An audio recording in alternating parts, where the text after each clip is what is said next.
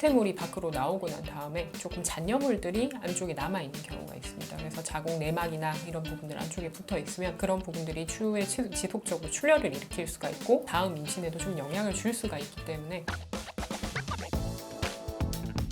착상을 좀 밭을 갈아서 좋게 만든다. 한번 긁어주고 나면 새로운 살이 돋아나니까 착상 확률이 올라간다. 이런 장점이 하나 있고요. 또 하나 장점은 물을 쏴서 하잖아요. 나팔관을 이렇게 좀 팔락팔락하게 잘 뚫어주는 효과가 있어서 그걸로 또 임신 확률이 좀 올라가는 경우도 꽤 있어요. 그렇죠. 그 난임 얘기를 했었는데 선생님, 난임 자궁내시경 하면 만능인가요? 착상력 다 좋아질까요? 이러면 어떻게 설명을 드릴까요? 착상력에 어느 정도 긍정적인 효과는 줄 수 있겠습니다. 예를 들면 착상이 일어날 만한 위치에 뭐 근종이나 용종이 있거나 아니면 유착이나 이런 게 심할 경우에는 좀 그런 부분들을 교정해서 착상이 어느 정도 더 잘 일어나게 해드릴 수는 있지만 이게 뭐 모든 어떤 불임 문제를 해결할 수 있는 건 아니고요. 기본적으로 뭐 배란이나 아니면 수정이나 이런 부분들에 문제가 있는 경우에는 사실 뭐 자궁경으로 해결하는 데는 좀 한계가 있고 자궁 기형이라든지 이런 부분들도 자궁경으로 모든 케이스를 해결할 수 있는 건 아니기 때문에 어떤 경우에 난임으로 그 자궁내시경 검사를 해야 될까요? 고려할 만한 게 뭐가 있을까요? 모든 어떤 난임 부부에게 필수적인 검사가 아닌 만큼 정말 이 자궁 내시경 자체가 꼭 필요한 상황인지를 파악하는 게 필요할 것 같습니다. 다른 어떤 난임 검사들이 적절하게 이루어졌고 그런 다른 경우에 뭔가 문제가 없는 상황인지 이런 부분들을 먼저 파악을 해야 될 것 같고요. 2차적으로는 약간 변형 가능성, 자궁이 많이 휘어 있다든지 아니면 뭐 환자분이 좀 굉장히 좀 비만한 경우라든지 이런 경우에는 또 시술이나 수술 난이도가 좀 올라갈 수 있기 때문에 그런 부분들도 고려해야 하고 그 외에는 뭐 기본적으로 마취약이나 약에 대한 알러지가 있는지 이런 부분들 고려하면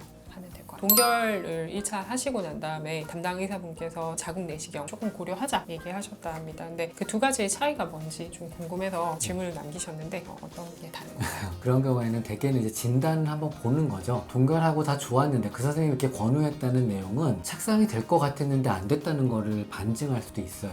혈액학적으로 이상이 있는지 보는 것도 필요하고 또 하나는 안을 한번 들여다보고 싶은 것도 있죠. 그런 개념의 진단 자궁경이고요. 일단 이왕 수술 마취하고 할 경우라면 치료적 자궁경도 같이 하시는 게 좋아요. 그래서 이렇게 보시면 이런 전기 루프 같은 걸로 이렇게 긁어주면 임신 확률이 확실히 올라가니까 저는 그런 경우에는 치료적 자궁경 날짜 잡아서 마취해서 하는 걸 더 권장해요. 질문이 있는데요. 첫째를 낳았어요. 그리고 둘째를 가졌는데 계류유산이 됐죠. 이분의 경우는 자궁내시경을 해야 되는 근거가 있을까요? 계류유산이 된 임신 주수에 따라서 좀 다를 것 같습니다. 태반이나 이런 부분들이 기본적으로 형성이 되는 8주 이상에서는 수태물이 밖으로 나오고 난 다음에 조금 잔여물들이 안쪽에 남아있는 경우가 있습니다. 그래서 자궁 내막이나 이런 부분들 안쪽에 붙어 있으면 그런 부분들이 추후에 지속적으로 출혈을 일으킬 수가 있고 다음 임신에도 좀 영향을 줄 수가 있기 때문에 자궁 내시경을 해서 한 번쯤 이제 검사를 하고 그런 잔여물들을 정리하는 과정이 필요할 수 있고요. 굉장히 초기 유산, 예를 들면 뭐 4주, 5주 뭐 이런 시기의 유산은 대부분의 경우에 큰 문제가 되지 않기 때문에 바로 뭐 다음 임신이나 이런 부분들을 좀 시도할 수 있겠습니다. 실제로 자궁내시경 하다 보면요. 2년 지났는데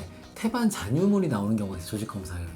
네. 그런 경우에도 갖고 있기 때문에 출혈이 있거나 내막이 좀 예매한 경우에는 자궁내시경을 긁어내는 게 나을 수도 있어요. 네. 이제 외래에서 초음파를 간혹 보다가 이제 자궁 사이에 그 경막이라고 해서 그 자궁 안쪽을 좀 나뉘는 얇은 막이 발견이 되는 경우가 있습니다. 그럴 경우에 무조건 자궁 내시경을 하시나요? 꼭 하진 않고요. 자궁이 우리 생각에 이렇게 하나로 태어난 것처럼 보이잖아요. 근데 양쪽에서 이렇게 모여져서 만들어지는 거예요. 근데 이게 완전히 합쳐지지 않으면 경막이 생기는 거거든요. 그런데 외래를 보다 보면 경막이 있는지 모르고 아이를 출산하신 분들이 더 많아요.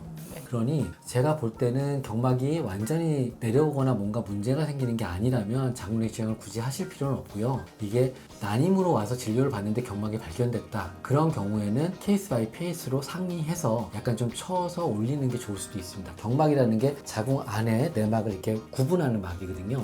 근데 가끔 보면은 이게 밑으로 내려올수록 임신 확률이 좀 떨어진다는 말이 있어요. 그래서 저는 자궁내시경 할 때 이렇게 자궁감을 넓히기 위해서 좀 위도 좀 찢어주긴 하거든요.